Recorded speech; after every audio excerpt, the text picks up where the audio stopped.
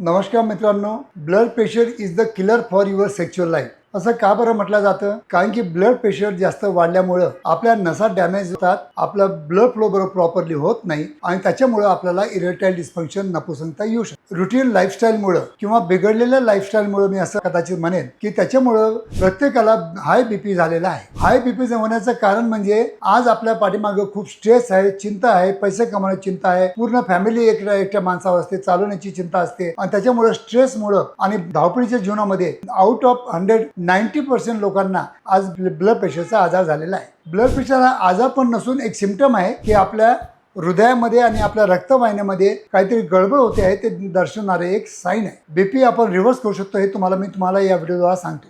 कारण की लाईफस्टाईल जर चेंज केल्या तर तुमचं बीपी पण नॉर्मल होऊ शकतं. तर आता बीपीमुळं आपल्याला लैंगिक शिथिलता का बरं येते, त्याचं जर मेन कारण जर तुम्ही मला विचारलं की हाय बीपीमुळं आपल्या जे रक्तवाहिन्या आहेत थोडा लवचिकता त्यांची कमी होते, हार्डनेस वाढतो आणि त्याच्यामुळे इंद्रियाकडचा रक्तपुरवठा कमी होतो आणि त्याच्यामुळे आपल्याला नपुसकता येते.